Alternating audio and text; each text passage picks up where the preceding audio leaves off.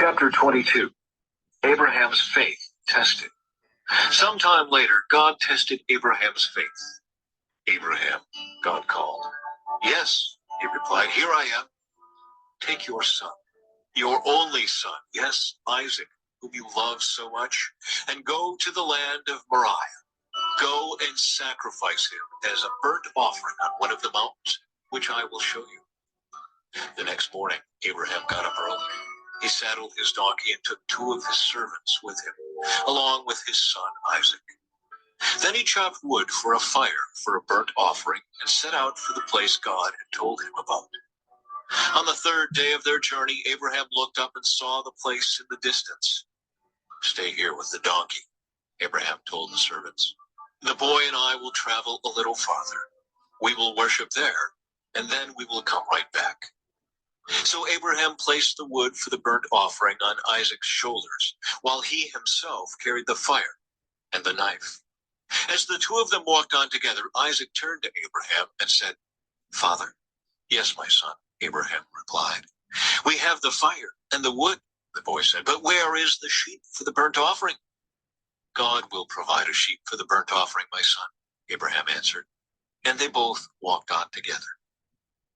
When they arrived at the place where God had told him to go, Abraham built an altar and arranged the wood on it. Then he tied his son Isaac and laid him on the altar on top of the wood. And Abraham picked up the knife to kill his son as a sacrifice. At that moment, the angel of the Lord called to him from heaven, "Abraham, Abraham." "Yes," Abraham replied, "here I am." "Don't lay a hand on the boy," the angel said. "Do not hurt him in any way, for now I know that you truly fear God. You have not withheld from me even your son, your only son."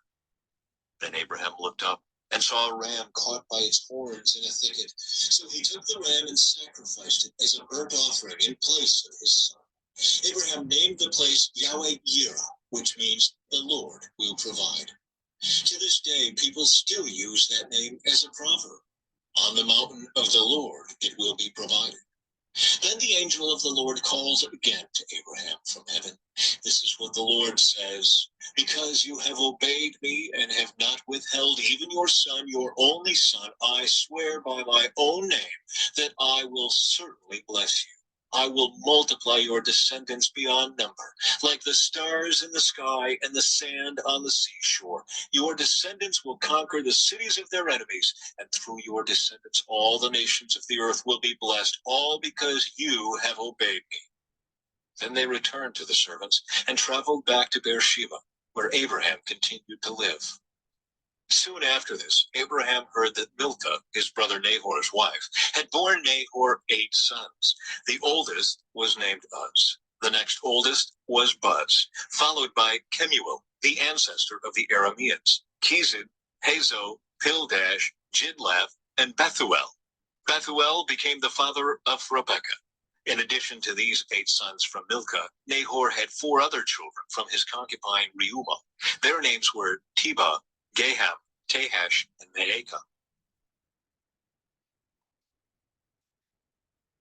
Chapter 23. The burial of Sarah. When Sarah was 127 years old, she died at Kiriath Arba, now called Hebron, in the land of Canaan. There Abraham mourned and wept for her. Then, leaving her body, he said to the Hittite elders, "Here I am, a stranger and a foreigner among you. Please sell me a piece of land so I can give my wife a proper burial." The Hittites replied to Abraham, "Listen, my lord, you are an honored prince among us. Choose the finest of our tombs and bury her there. No one here will refuse to help you in this way." Then Abraham bowed low before the Hittites and said, "Since you are willing to help me in this way, be so kind as to ask Ephron, son of Zohar, to let me buy his cave at Machpelah, down at the end of his field. I will pay the full price in the presence of witnesses, so I will have a permanent burial place for my family." Ephron was sitting there among the others, and he answered Abraham as the others listened, speaking publicly before all the Hittite elders of the town. "No, my lord," he said to Abraham, "please listen to me. I will give you the field and the cave. Here in the presence of my people, I give it to you. Go and bury your dead."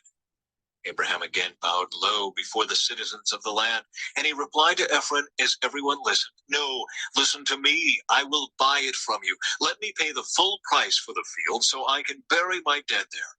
Ephron answered Abraham, "My lord, please listen to me. The land is worth 400 pieces of silver. But what is that between friends? Go ahead and bury your dead." So Abraham agreed to Ephron's price and paid the amount he had suggested, 400 pieces of silver, weighed according to the market standard.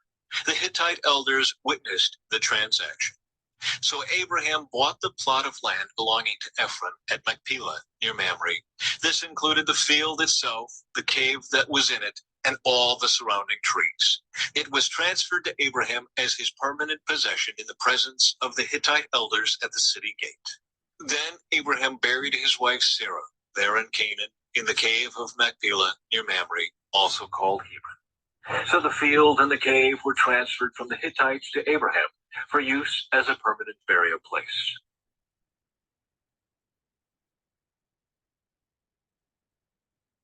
Chapter 24.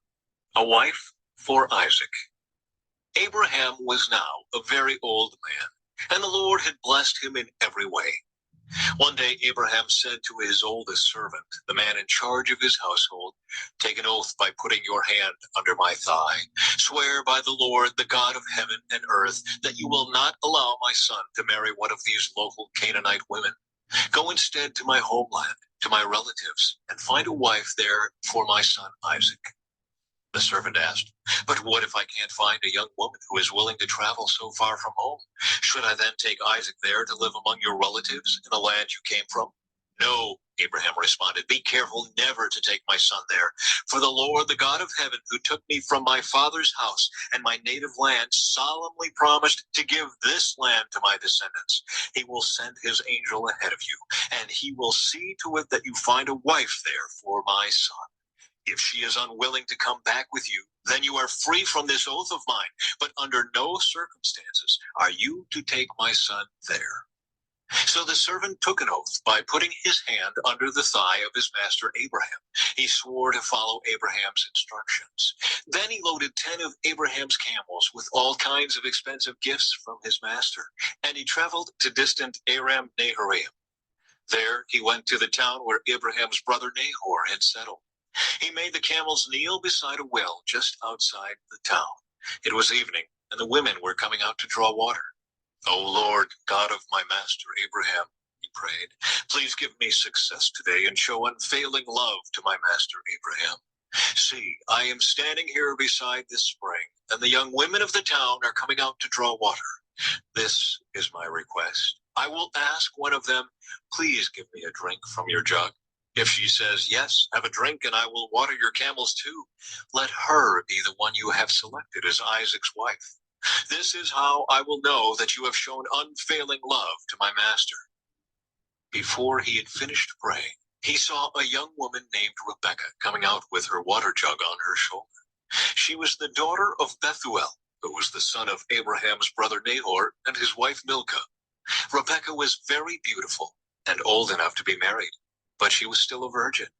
She went down to the spring, filled her jug, and came up again.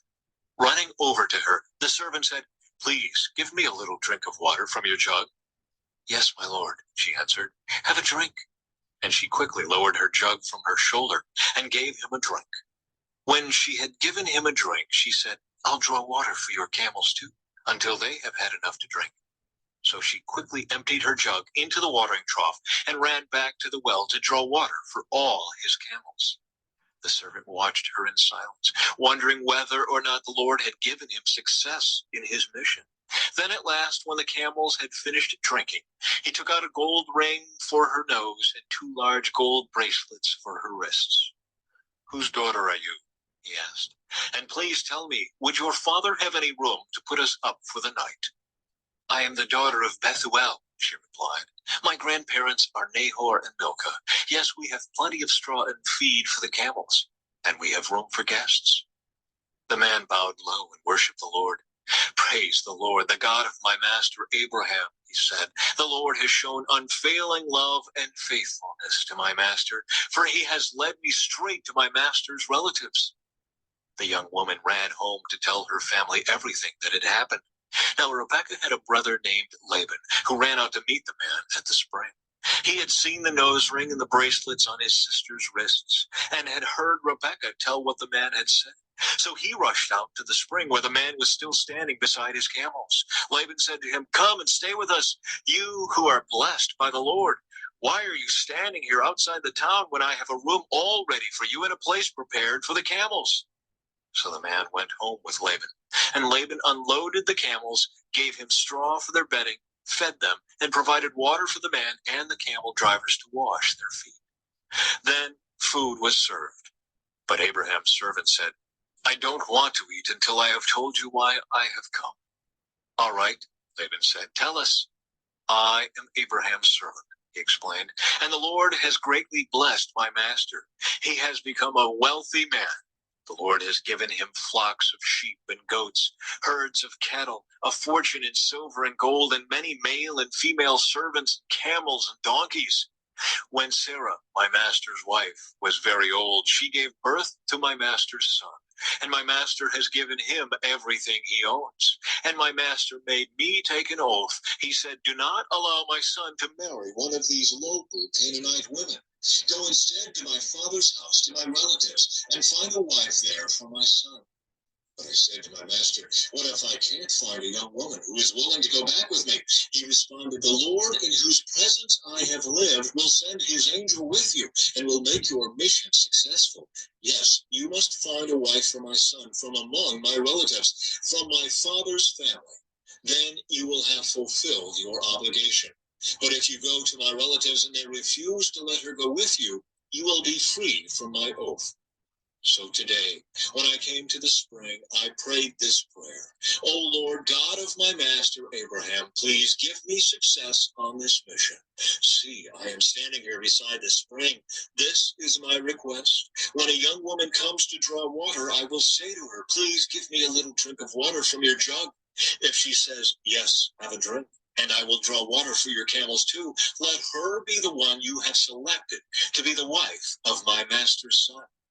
Before I had finished praying in my heart, I saw Rebekah coming out with her water jug on her shoulder. She went down to the spring and drew water. So I said to her, "Please give me a drink." She quickly lowered her jug from her shoulder and said, "Yes, have a drink, and I will water your camels too." So I drank, and then she watered the camels. Then I asked, "Whose daughter are you?"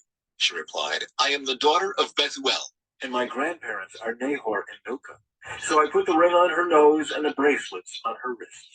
Then I bowed low and worshipped the Lord. I praised the Lord, the God of my master Abraham, because he had led me straight to my master's niece to be his son's wife. So tell me, will you or won't you show unfailing love and faithfulness to my master?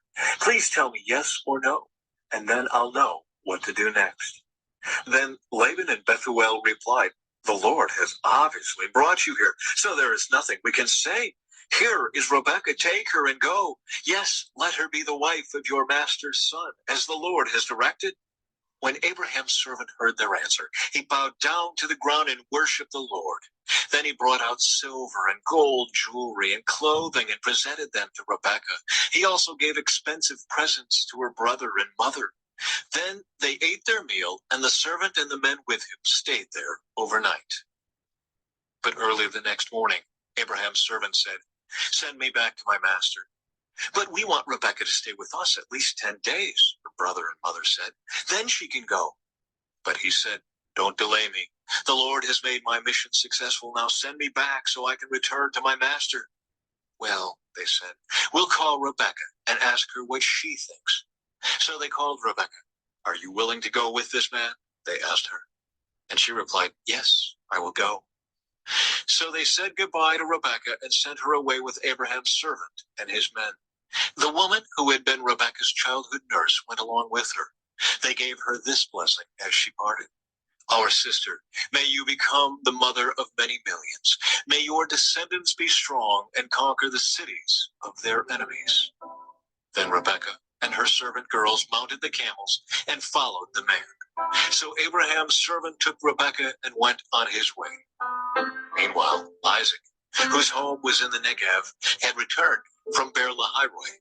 One evening, as he was walking and meditating in the fields, he looked up and saw the camels coming. When Rebekah looked up and saw Isaac, she quickly dismounted from her camel. "Who is that man walking through the fields to meet us?" she asked the servant. And he replied, "It is my master."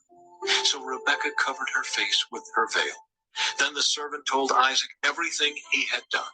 And Isaac brought Rebekah into his mother Sarah's tent, and she became his wife. He loved her deeply, and she was a special comfort to him after the death of his mother.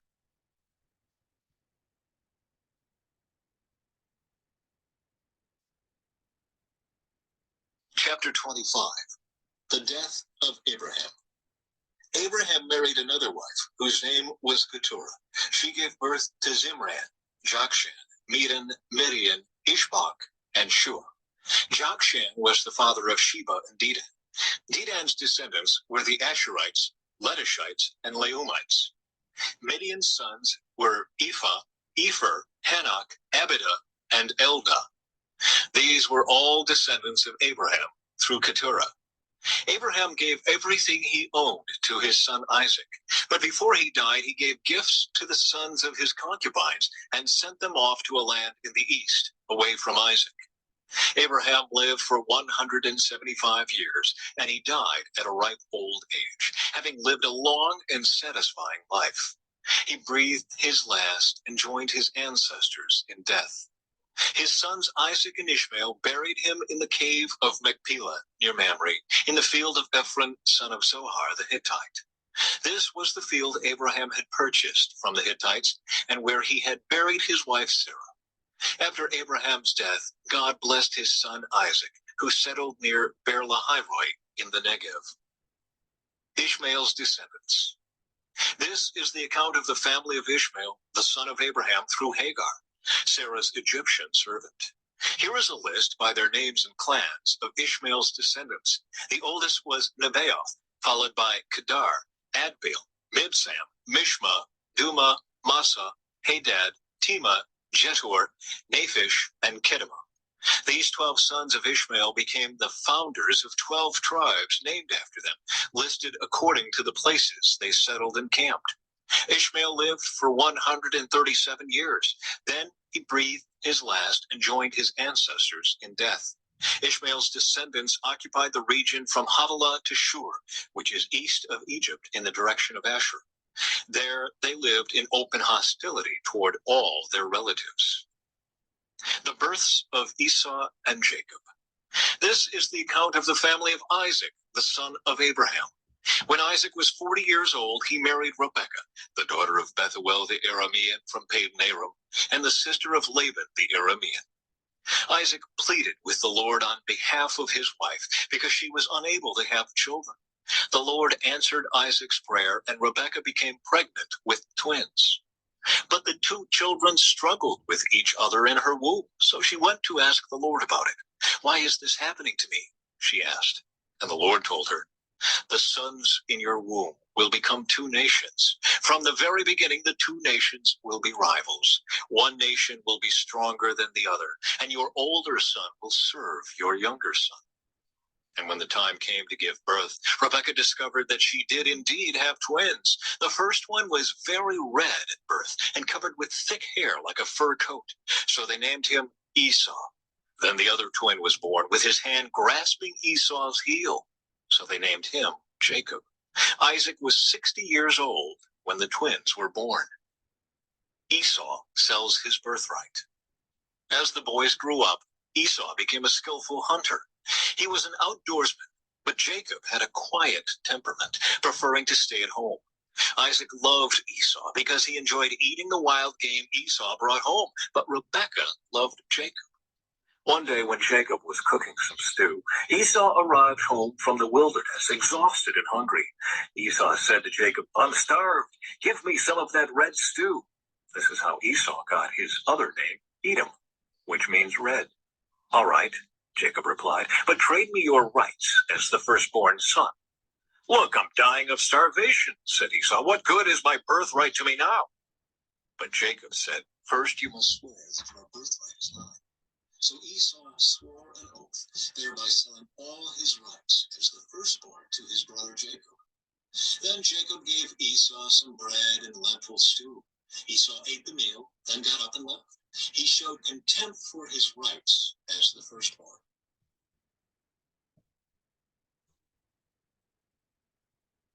Chapter 26.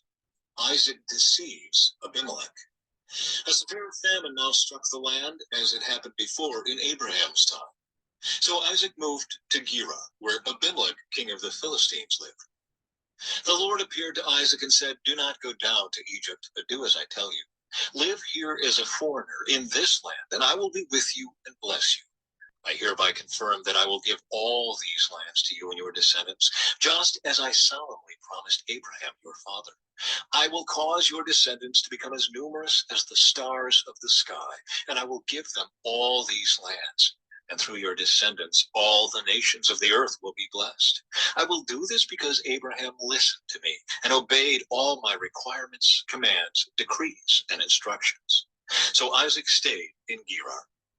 When the men who lived there asked Isaac about his wife, Rebekah, he said, she is my sister.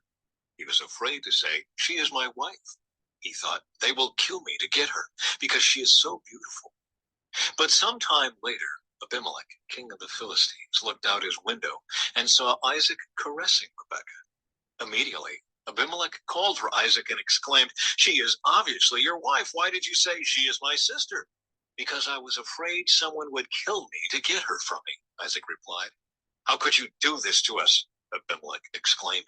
One of my people might easily have taken your wife and slept with her, and you would have made us guilty of great sin.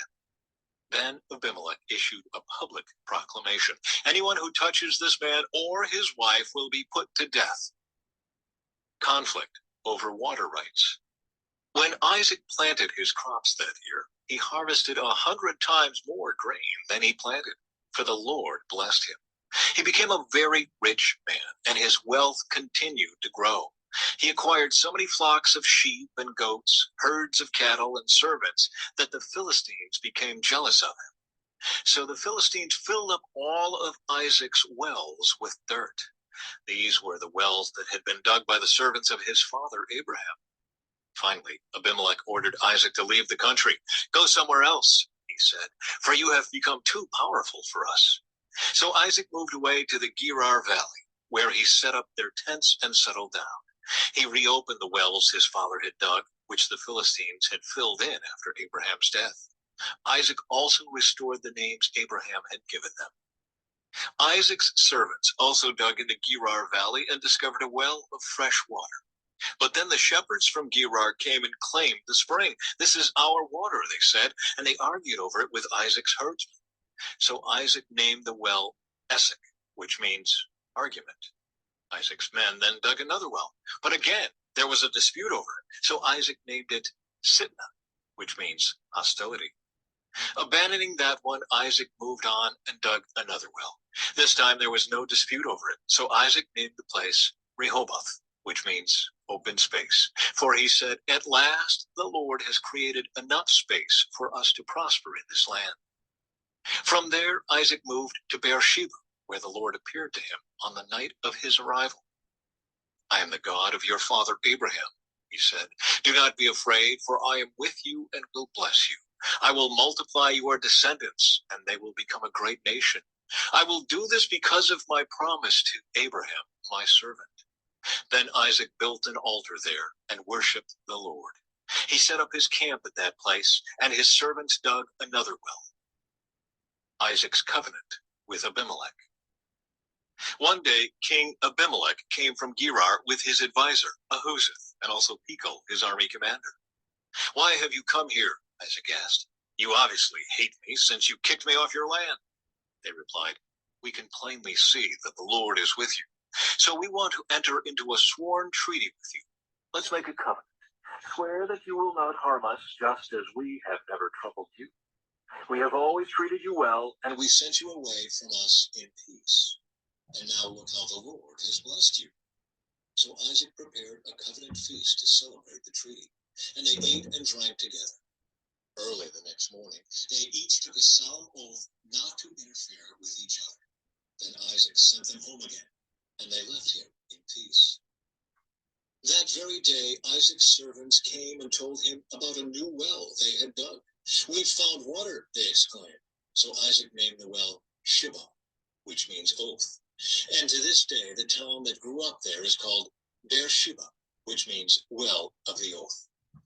At the age of 40, Esau married two Hittite wives, Judith, the daughter of Berai, and Bezleth, the daughter of Elon. But Esau's wives made life miserable for Isaac and Rebekah.